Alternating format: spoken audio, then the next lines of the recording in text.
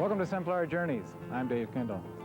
To end our journeys in the Kaw Valley, we're going to visit a few of the establishments that provide some of the local flavor. We'll visit a neighborhood grocery and deli that's known for its hot pickles and chili, and we'll hear about the role that local bakeries play in their communities. In the past decade, we've witnessed an increasing number of small breweries in the Kaw Valley. In the first story, we see how this trend began. When we first opened here, we were the first brewery operating like this between Chicago and Denver. Since then, things have really moved along quite a bit to the fact that now we're one of 3 breweries in Lawrence, let alone in the state of Kansas. So that's made it exciting to be in this business. The proprietor of the Free State Brewery in Lawrence, Chuck Maggerl, played a major role in changing state laws in Kansas so it would be possible for breweries such as his to come into being. When I decided to work on the legislation for the breweries in Kansas, it was at the same time when Kansas was just starting to change all the laws in regards to drinking establishments. Prior to that time, we had had the somewhat troubling aspect of having to be a member of a different club in order to come in and have wine or beer with your meal. And in the mid-'80s, Kansans had voted to change that law. And at that point, I decided, here was my chance. I've been looking at breweries for years and thinking this will be a great thing. I really want to do this. I've been home brewing for years as well. And it seemed when that climate was changing in regards to the legislative restrictions on alcohol, legislative restrictions on beers and wines, that was a good opportunity to also move into changing some of the laws with breweries. Brewers came into Kansas when the first settlers came into Kansas, and the brewers set up along the trails. They set up in your larger cities, and they set up especially in your German enclave. So whenever there was a strong German settlement, then there'd always be the town brewer too. A resident of Eudora, Kansas, Cindy Higgins stumbled across a reference to a local brewery that once operated near the confluence of the Kansas and Wakarusa rivers. Seeking more information about it, she ended up writing a small book describing more than 90 breweries that operated in Kansas in the latter half of the 19th century. Brewers, probably about 70% of them came from Germany, and Germany at that time was a land of splintering homeland. So several of them might have come from the Russian side, several of them came over by Switzerland, and then you also got about probably 10 or 12% from the British Isles, but they brewed a different type of beer. It was a stronger, more porter type versus the Germans brewed lager. And lager, when it hit the United States around the 1840s, I mean, it took the country by storm. People loved lager. It was a clear beer, it was light. They started having, serving it in the clear glasses, which also added to its appeal. And you watched beer drinking quadruple within 2 decades. And by the turn of the century, the 20th century, I mean, it had gone up tenfold. It was just very, very popular, and it was all because of the Germans. A lot of the brewing industry as it emerged in the state of Kansas had come out of the German and Slavic populations, which had a major impact on the settlement of the state.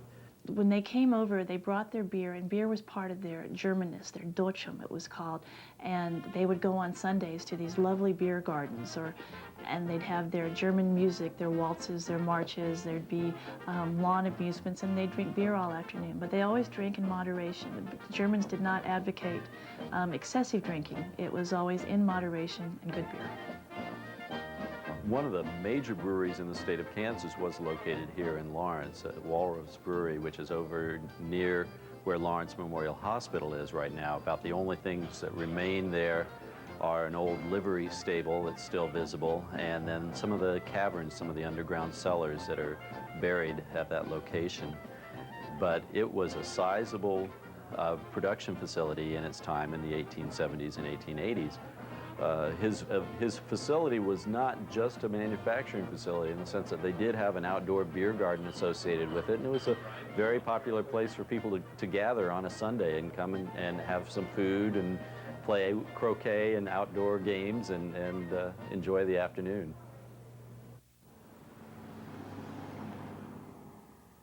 The brewer also supplied the beer for Turner Halls, which were called Turnvereins, and these were German social organizations, and they'd have their own building. There must, gosh, They were in big towns, little towns.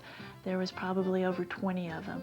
And they supplied the beer, and a lot of people they'd read their German magazines there, they'd have their plays, their large parties, their costume balls, and they'd always have their beer. A number of brewers took up residence in the Kaw Valley and throughout eastern Kansas in the 1860s and 70s, establishing breweries all along the Kansas River and beyond. In 1880, Kansas voters approved a prohibition amendment to the state constitution, which put these brewers out of business. And a lot of them were young. I think that's a thing that has always amazed me. So many of the breweries in the state of Kansas were formed by people that were in their 20s and 30s. And were looking forward to the future and instead found themselves shut off and their businesses closed. And that was something that occurred as a result of the legislation in 1880. And really, until we opened here in the beginning of 1989, there were no other breweries legal in the state of Kansas for over 100 years. The beer that we brew is a real simple beverage. We take basic components, water, malted grains, hop flowers, and yeast, and take those and combine them into a product that is a naturally carbonated, mild alcohol content beverage. And we combine all of those ingredients, put them in a giant fermentation tank, pitch the yeast in, and let the fermentation process begin. And we end up with a beverage that has no artificial ingredients or preservatives or things of that nature. And that's part of the situation for us that encourages the consumption right here, because it's very fresh, it's very flavorful, it's at its peak. At any given time, we usually have 6 to 8 different beers on tap here, and 2 or 3 of those are sort of our flagship beers, the ones that we've been brewing since we've opened and that have really been favorites. We usually do seasonal beers as well, and some of those are specifically a summertime beverage. Some of the Bavarian wheat beers, for instance, are great summertime beers. Some of the darker beers play very well in the wintertime, a kind of a heavier, warmer beer, a Doppelbock, an Imperial Stout, things of that type. Over the time that we've been open, we've brewed probably about 30 to 32 different types of beer over all of those years. Some of them we've only brewed a couple of times. Some of them we brew every week, 2 weeks. So it's a wide array of different flavors that we're able to work with and produce here. And that's one of the joys of being involved in a business like this. We're not just forced to continue to pump out 2 or 3 particular product lines. We're able to play with some flavors and play with some ingredients that allow us to produce a particular product and a particular flavor of beer that may not be able to experience anywhere else.